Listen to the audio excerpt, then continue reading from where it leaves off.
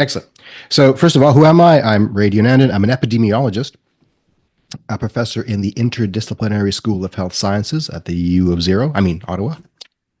And I'm currently the chair in university teaching, which supposedly means I should be good at this. We'll see.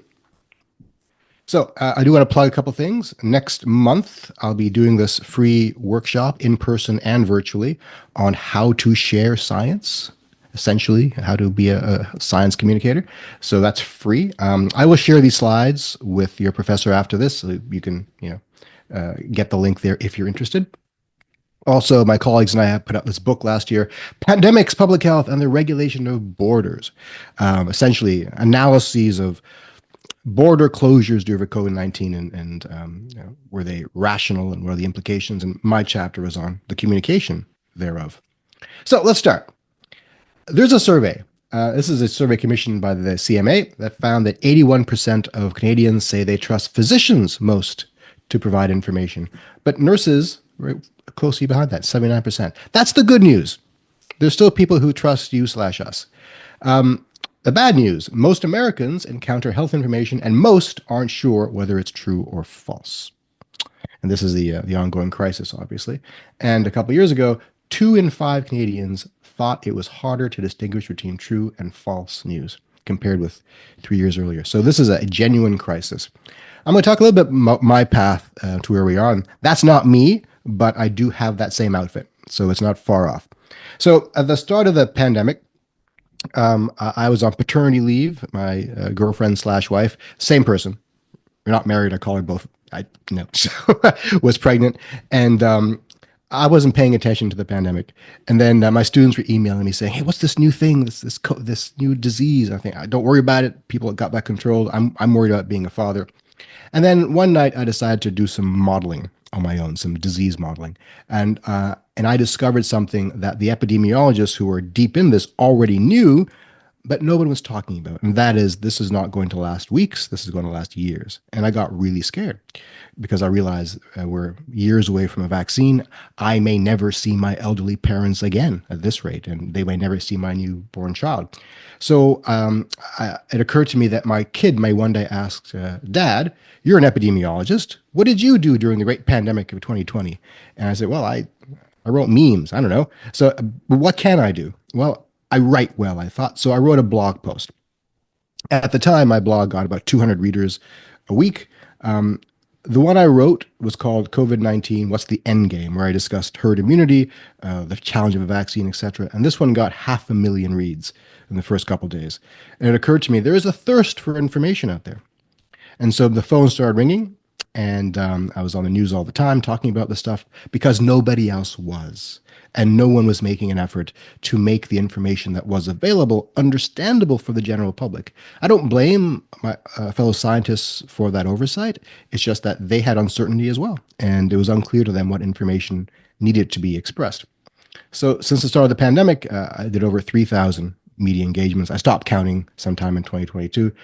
Consulted on many lawsuits, testified in court, mostly around misinformation matters, actually. I've advised drug companies and media, hundreds of random questions from the public, and we can talk about those. I got so much hate mail and threats of violence, and that's a big part of this issue of misinformation. Misinformation and disinformation comes with anger and a politicized agenda, which often comes with the threat of violence. I got a lot more love letters. We don't talk about that enough. Genuine love letters, mostly from dudes, which is cool, but I'm straight, so what are you going to do? And it's been exhausting. That's all I'm going to say. So let's get into the academic nitty-gritty here. What is the role of public health communication? There is no consensus, but I would argue that the role of a health communicator, in particular a public health communicator, is we have to alert the public to the nature of the emergency or the crisis or whatever it is we think is important. We have to tell people the steps that we're taking that the public should be taking as well. We have to inform the public of what's happening. Key steps. Hey, vaccine was just discovered. Hey, we have an outbreak over there. Number 4, we got to explain some technical points. Like, this is how mRNA vaccines work. This is what a virus is as opposed to a bacteria. This is why antibiotics won't work on a virus. And lastly, I would say, is to assuage panic. And I make this last because this assuaging panic is behavior control. It's not information expressing. And this can easily mold into propaganda. Maybe it's time to panic. Maybe an asteroid's about to fall on your head and you need to run away. I'm saying, don't panic, everybody, but that's not really useful. So this changing behavior thing, this is an odd one for a communicator because it's unclear if that is truly our goal. Let's talk about tobacco and safe sex. These are two campaigns that are quite famous in the public health communication realm. We want people to stop smoking. We want people to have safe sex. And yet we don't ban cigarettes.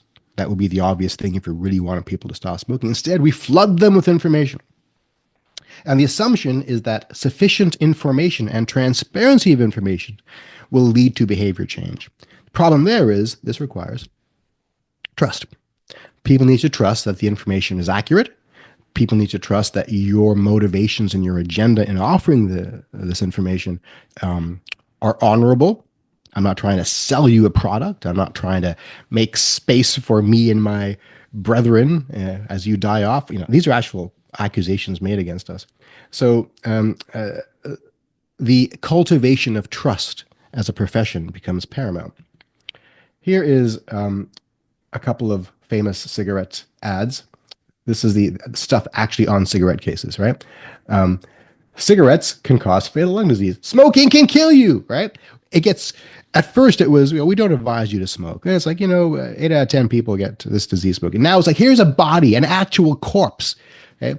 So at what point do we say that this is no longer about informing the public, but more about like getting them to do something? Stop bloody smoking, right? And yet if you really wanted them to do that, just make it illegal. But we can't do that because there are economic and cultural and values-based things that prevent us from doing so.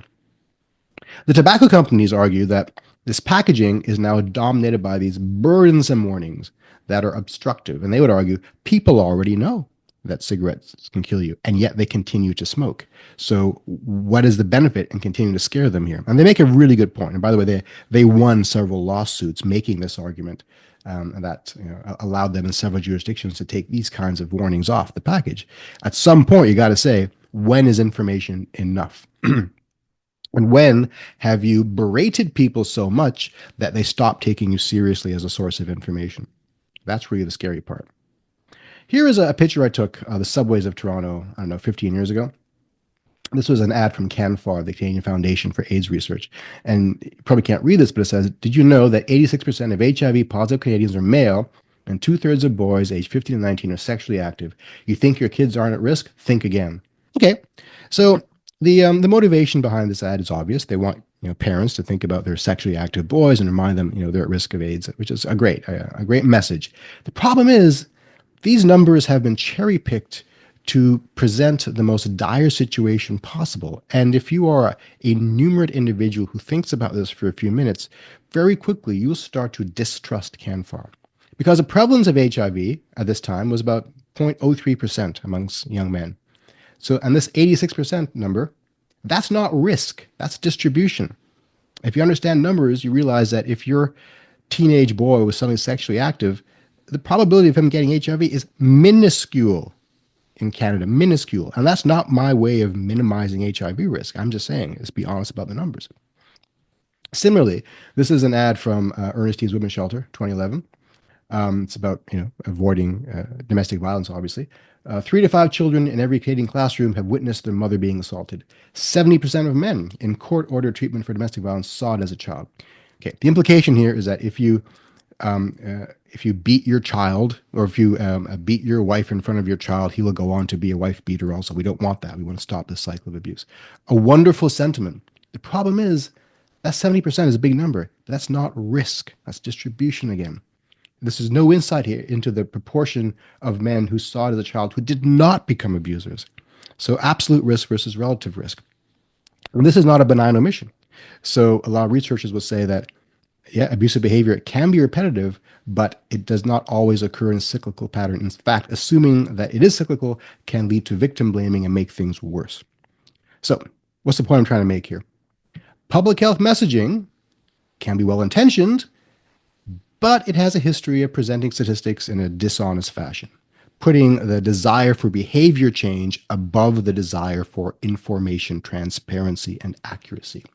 And this has set the table for distrust and also for an entire industry to arise dedicated to undermining health. And this is what we see now at critical levels around the world. And they often will point to episodes like this saying, why should we trust you when you've been fast and loose with the facts in the past? Why should I trust you now about vaccines and H5N1 bird flu, etc.? Because then came the pandemic. And pandemics have a way of exacerbating problems in society, divides in society, ideological divides. The rift between left and right is now deeper than has been any time in my life, and the pandemic accelerated that rift. Socioeconomic divides, rich and poor, they experienced the pandemic quite differently. Ethnic divides. We saw rates of COVID infection were different in different ethnic groups. Why? Because they perceived and processed information differently. Pandemics reveal existing vulnerabilities. So we saw a lot of personal fragilities come to the forefront of individuals who did not deal well with certain messaging. And a lot of relationships continue to be strained. Those who are pro-masker versus anti-masker, vaccine hesitant versus vaccine evangelicals, all those things are still prizing families apart. So as a result, emotions are raw. Everyone feels attacked. And if you're a science communicator or a health professional, as you all are, it's a minefield out there to talk about this stuff. And this is not new. I know you all know this. In your families, I know you have these conversations. And it's probably causing some tensions. Here's a guy, Neil deGrasse Tyson. I love Neil deGrasse Tyson, but he's got some issues. So he's always saying that scientists should be accessible to the general public. As an astrophysicist, he's probably the only astrophysicist anyone's ever going to meet if he goes into a pub. So if people have questions, he's happy to answer their questions. That's great. The problem, Neil, is that nobody cares about astrophysics. I mean, I do, but most people don't. Like your identity is not shaped by what's on the other side of a black hole's event horizon. Okay. Whereas everyone's got an opinion on health. Everyone thinks they're an expert on their own health for sure. So if you say, hey, the carnivore diet maybe is not the most healthy thing you should consider, given the need to diversify my gut microbiome, etc., you're going to get a bunch of keto bros and carnivore bros coming at you hard because everyone has a certain idea. And so when I go to a pub and people know what I do for a living, I'm scared. Like I don't want to have those conversations because I look at a statistic like this. This is from 2022, survey of over 1,000 U.S. adults. The share who believe that harassing or threatening health officials was justified rose. That's like a quarter of people think it's justified to harass health officials. Justified. And this is just one stat, by the way. I've got other studies showing it's actually higher than that in many cases. As a result, we have a quote like this. COVID-19 is a case study in the interplay between contagion, information, misinformation, and behavior. And it's a pandemic of information and misinformation more than anything else. So today, we can talk about so many things. And I think I want to narrow it down to just 4 things, really. Things that complicate COVID communication, disinformation, and cognitive biases that prevent people from processing the information appropriately.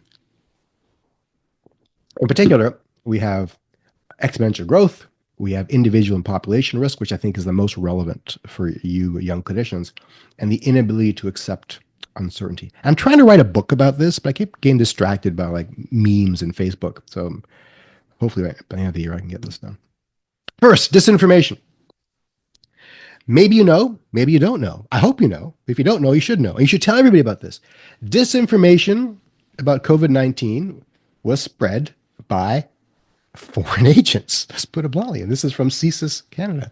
And State Department in the US confirms this. NATO confirms this. There are certain countries that are opposed to the well-being of Canada and the US and other Western nations that were deliberately producing false information and spreading it via social media for the specific intention of causing chaos and in slowing our COVID response. This is from the RAND Corporation that does strategic analysis around the world.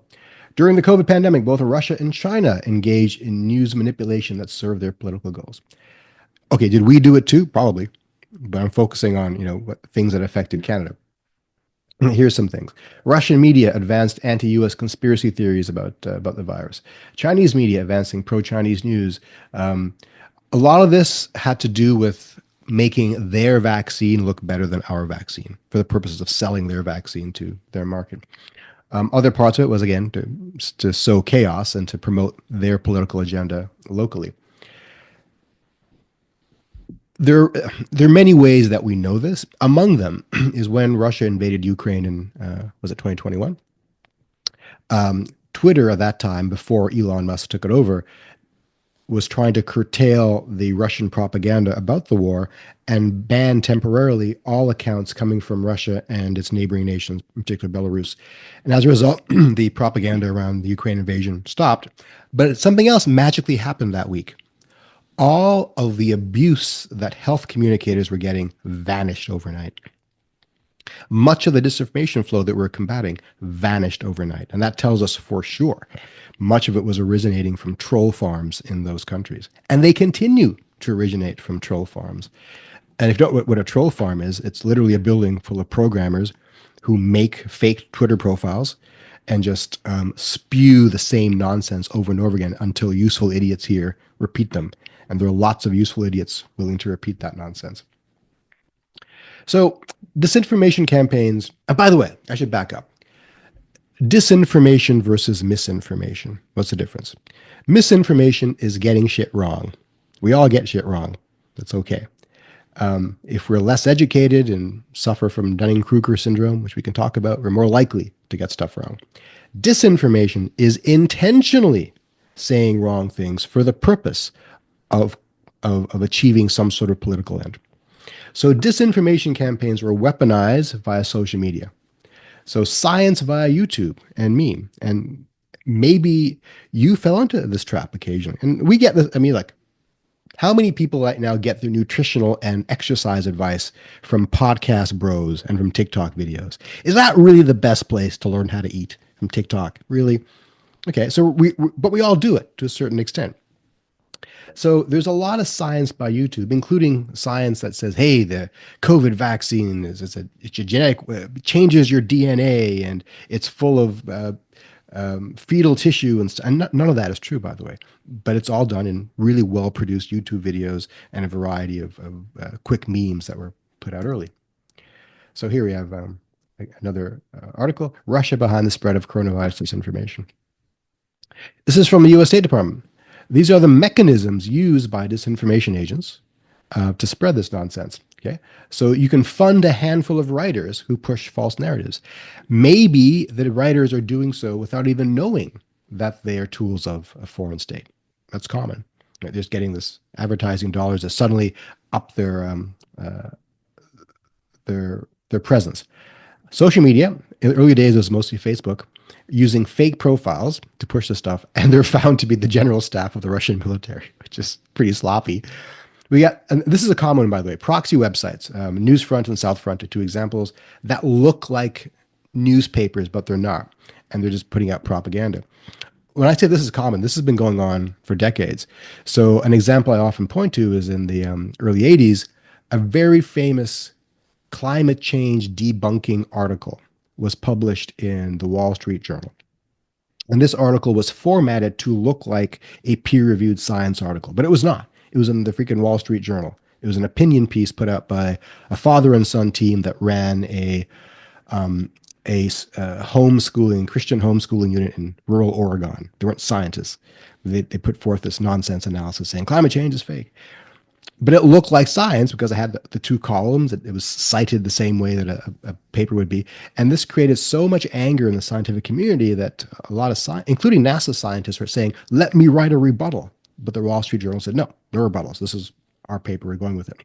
And that for the longest time was a well-cited paper that was used to slow action on climate change. Okay, so that same technique was used now. We have things that look like news that aren't news, things that look like science that aren't science. And we got these bots that amplify fringe positions. Okay. So here we have I love Dr. Neil Stone. Who could have predicted that Twitter accounts ending in several random numbers, which have been pumping out anti-vaccine information, would suddenly pivot to pro-Russian messaging? It's the same accounts. And I'm not going to say this is all the fault of Russia or China. That's not what I'm saying at all. And I don't mean to pick on one country or another, but to a large extent, those countries were big players. There are enough local sources of disinformation to make things rough. It's interesting that so much of this was foreign controlled and funded. Okay, examples of locally funded issues. We have a Koch-backed group to fuels opposition to mask mandates. Who are the Koch brothers? Koch brothers are billionaires on the right wing of political ideology in the Western world. I think they're Australian, I'm not sure. And they have a history of just funding these information campaigns. And this is not Russian. This is part of our society. Anti-vaccine groups on Facebook spreading distrust in the vaccines before we even had the vaccines.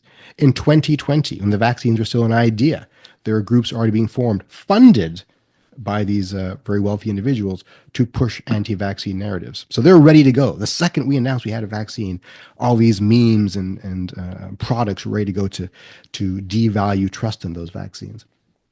So the challenge of social media as a disinformation battleground is that YouTube clips reach millions of people in minutes. Do you have any idea how many people read a peer-reviewed paper? I bet you don't know. And hang on, I'm trying to get my chat in up here. Okay, nobody really knows, but the closest guess is, did my screen go away just now? No, I can still see it. Okay, just making sure because I don't see anymore. That's odd. Here we go. Okay. The closest guest is two people. And a lot of them aren't read by anybody, not even the authors. Okay. And some are read by thousands, sometimes, maybe even hundreds of thousands of millions, but the average is like two. As a result, science is at a disadvantage here. Okay. It takes a YouTube clip that goes around the world in seconds. The damage has been done. A science paper takes weeks, if not months, to go through peer review. So we're always behind in responding to disinformation. Number two, exponential growth. This is from Albert Bartlett. The greatest shortcoming of the human race is our inability to understand exponential function. I don't think for a second that is the greatest shortcoming of the human race. Oh my goodness, we got many things worse than that. But this is one of our cognitive failures. And it really, you see it now in how people are still unable to process the speed of growth of artificial intelligence, which is overtaking us in leaps and bounds. And people still think, hey, we're going to study this for a few days. No, you can't. It's moving too fast. Look, I have a chair right now in university teaching, and my project is looking at, the role of AI in classrooms. We've been trying to do a literature review on what is known about that topic. Every time we start, we got to start again because the rate of growth of the field is so great that we're always behind, and there's no way our technique can ever catch up to it. So I wrote an article back in 2021 talking about this because we had an Ontario government rep, I won't say who it was, who was asked why the hospitals weren't being readied for the impending fall wave. All the epidemiologists knew there's going to be a crippling wave coming in the fall. There's no vaccines yet at this point, at least not rolled out to a large extent. And so the population was very vulnerable. And the response was, we wanted to make sure that the modeling was actually showing up in our hospitals before they took issue. Hopefully you see the problem with that. By the time you see it, it's too late. That is the nature of exponential growth. Okay. So people mistakenly perceive that the coronavirus grows linearly.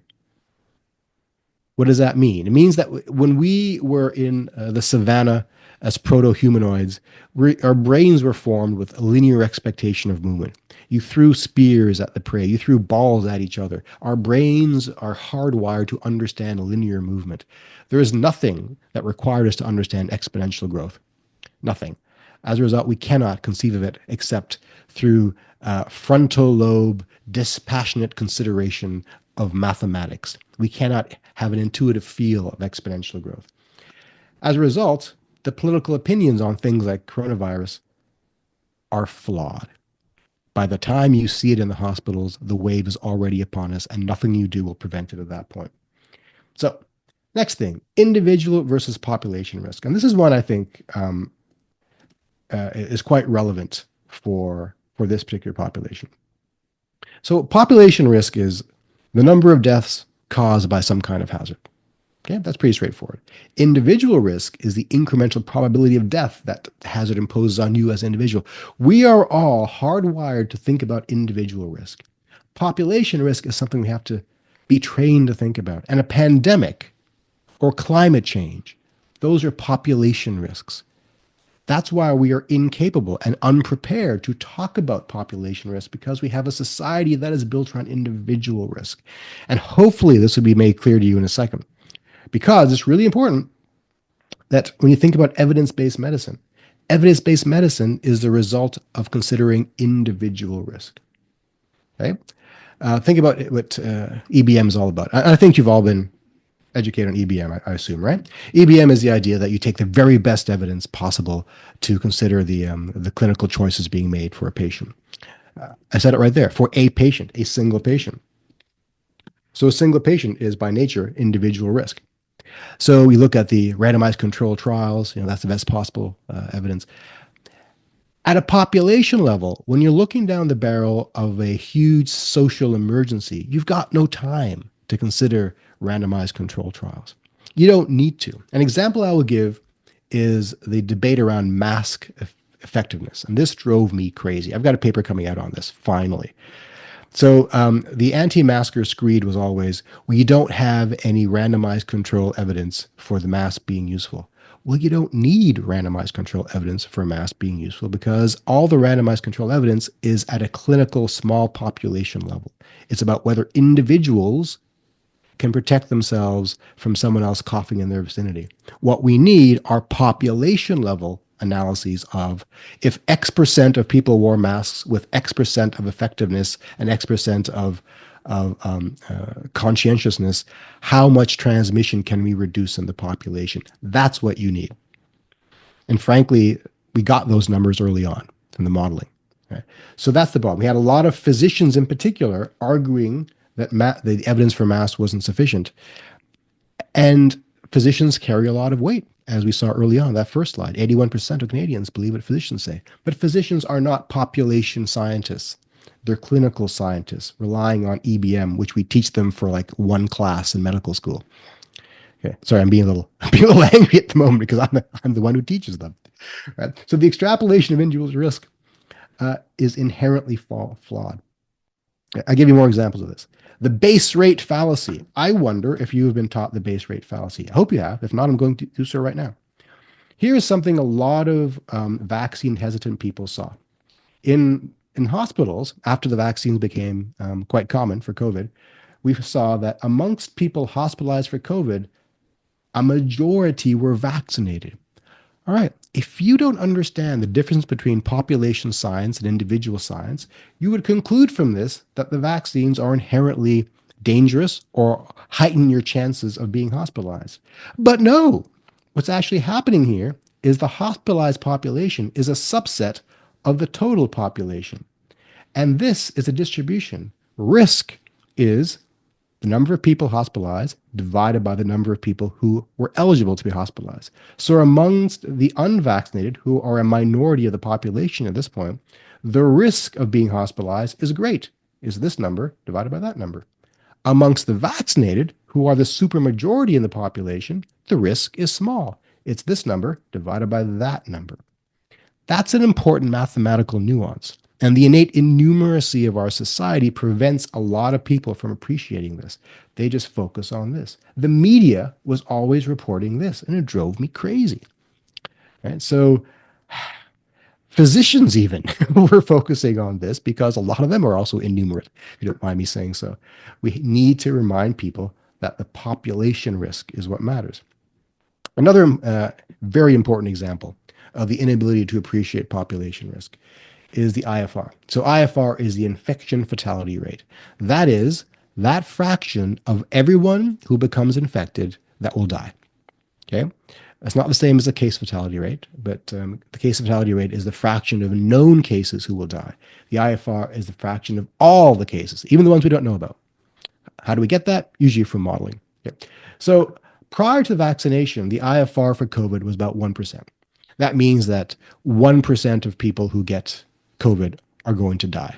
And that's going to vary from population to population. A population that skews older is going to have a slightly higher IFR. A population with very poor medical services will have a slightly higher IFR, etc. But globally, most studies show it to be about 1%. As a result, this was a rallying cry for the COVID minimizers. Why be afraid of a disease with a 99% survival rate? All right. On its face, that seems rational, right? If you, as an individual, have a 1% chance of dying of something, that doesn't sound like a big number. I will tell you that is an enormous number. That is a huge number. If you had a 1% chance of dying of a medical procedure, you would think long and hard about accepting that risk.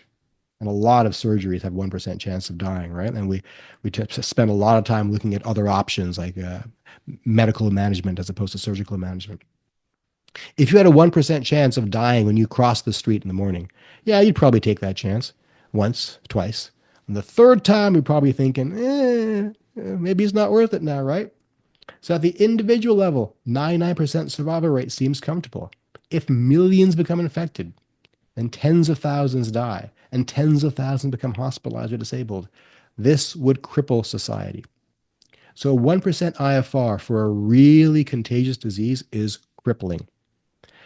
In Toronto, where I sort of live now, about 1 million people commute to work every morning. If 1% died during that commute, that would be global news, right?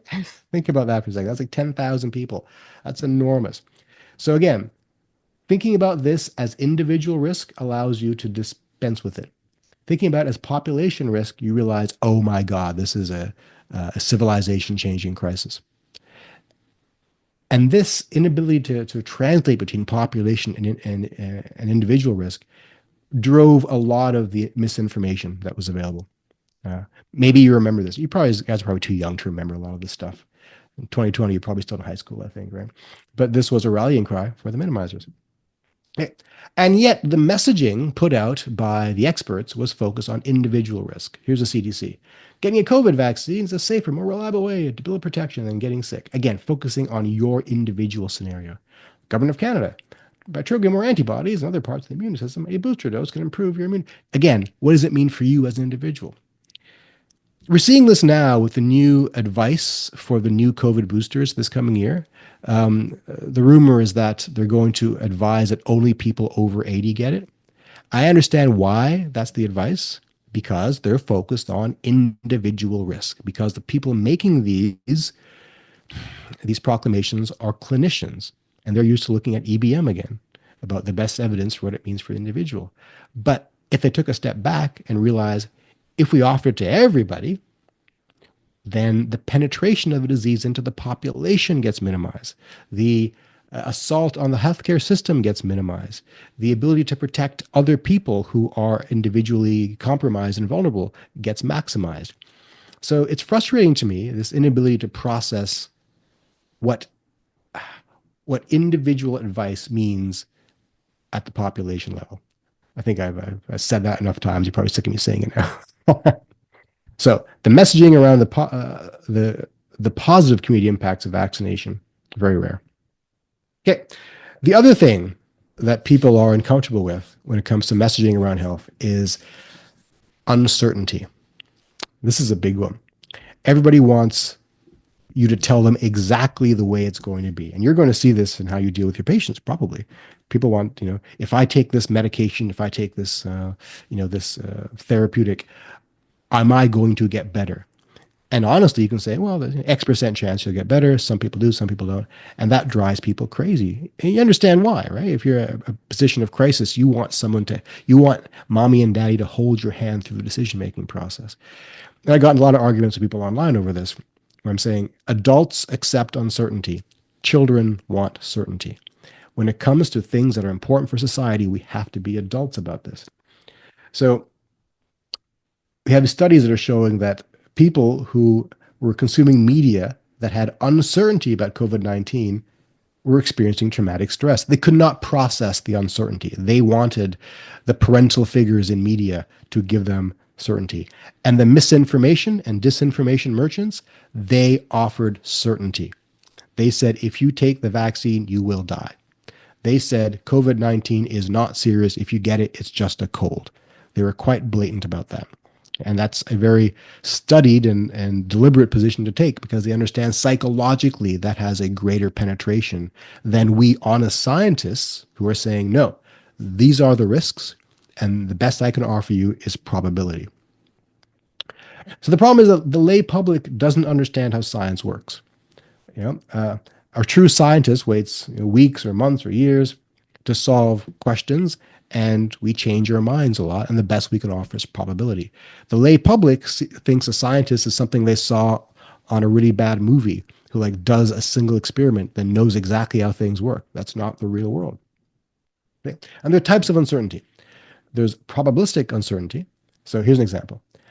This is actually paraphrased from multiple engagements I've had with people. The current COVID vaccine has a 60% efficacy against hospitalization. Okay, that's a really high number. That's great. Somebody on social media. But my uncle was jabbed and he got COVID and he's in the ICU. This does not disprove that. It just means your uncle was not one of the 40%, was not one of the 60%. Okay. And yet that cognitive dissonance persists. All right.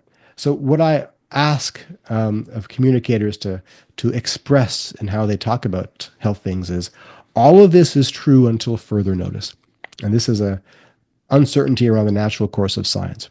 Right now, a common meme to attack scientists and health communicators is to make fun of the phrase safe and effective, because that's the messaging around the vaccines. They were and are safe and effective. But safe and effective to an epidemiologist and medical researcher does not mean perfectly safe and perfectly effective. It means probably safe, highly probably effective. Yeah, and that's what's missing. Related to all this is an inability to appreciate abstract data. Here's an example.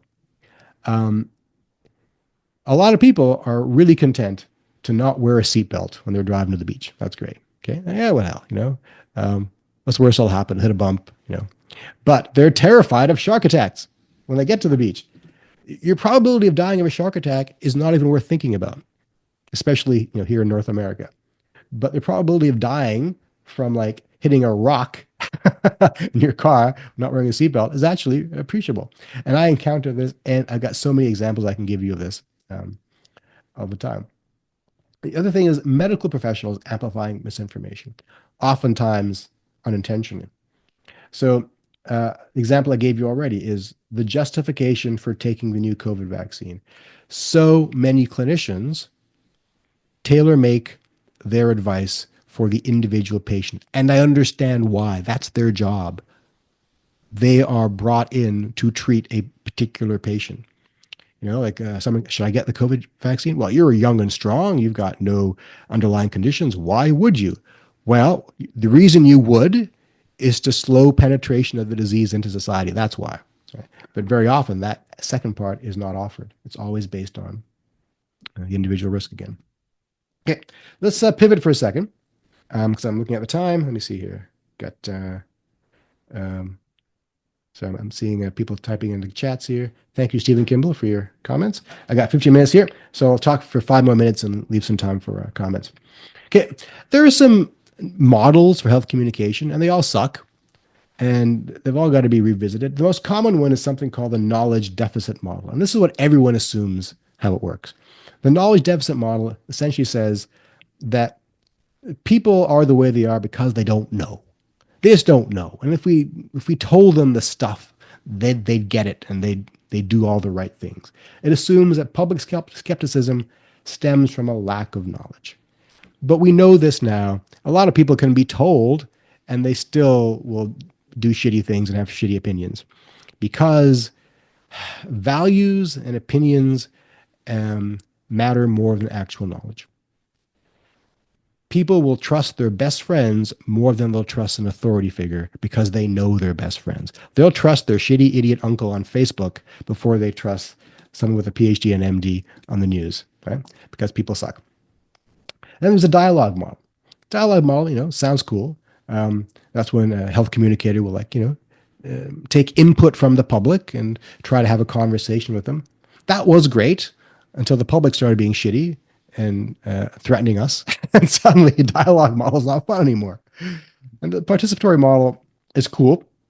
This is when we ask the public to do things for themselves. Hey, you go out and you look in your community and see who's had the vaccine and are they dead? No, right? So you collect that data yourself. The problem is that for things like climate change and pandemics, often it's not possible for us to engage the public as fully as we could.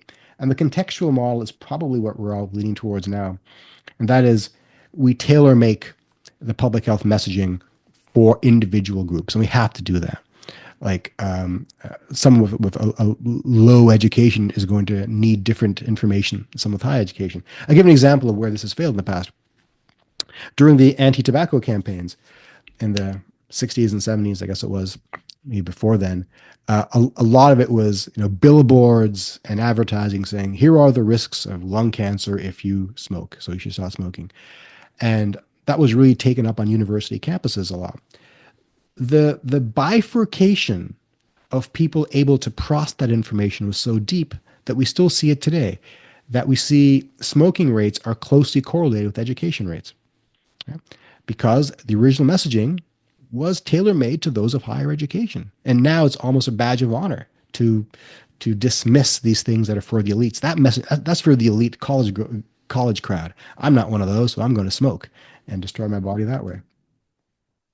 Okay, that's only 4 models. There's a lot more, but the point of this slide is to show you that there are lots of ways to engage the public, and frankly, we're a bit at a loss of how to do it properly, given the tense nature of society at the moment.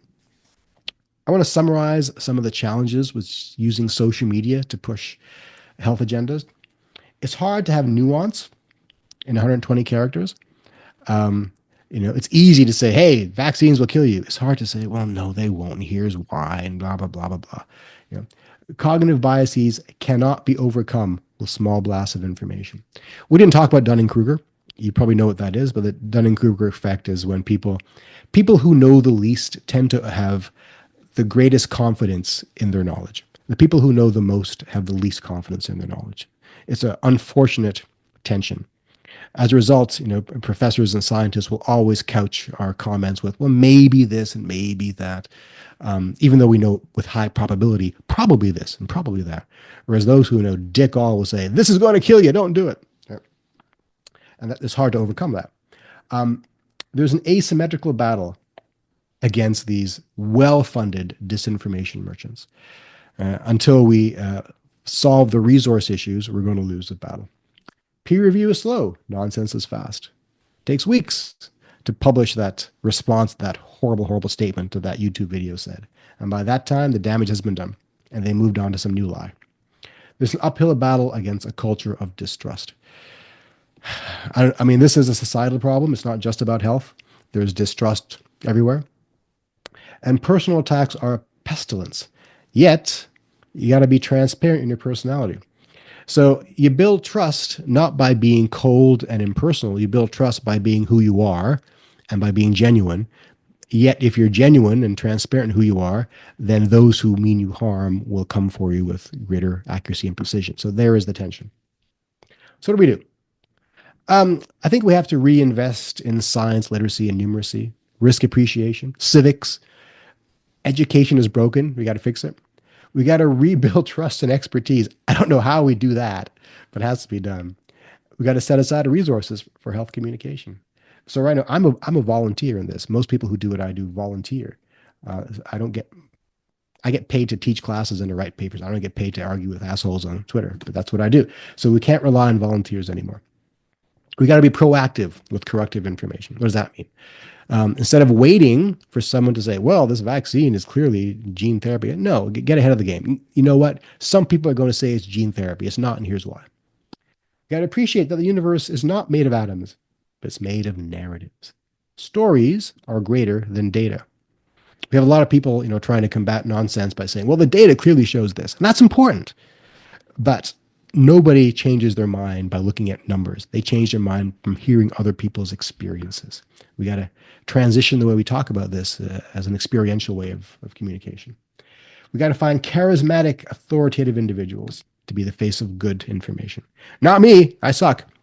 Right? We need and maybe a Neil deGrasse Tyson in Canada, someone who people still like, who's not divisive and who's approachable. Those people do exist. Okay. I like this meme. You're experiencing a transition from a high trust society to a low trust society. It will continue to get worse. AI will make it worse. Steel ourselves for it. And let's figure out ways to combat it. Conclusion. What we have here is a crisis of trust, obviously. We can't fix this in weeks. It's going to take years, probably generations, which is one of the reasons I like having this conversation with you young people, is that, you're a new generation of people who are going to have to take this on. And we got to begin with transparency and honesty. That's why I showed you those examples from CanFAR and St. Ernestine's Women's Shelter. They're well meant. I applaud their goals, but we cannot compel behavior with incomplete data that can be weaponized against us in the future. And we have to invest in science literacy.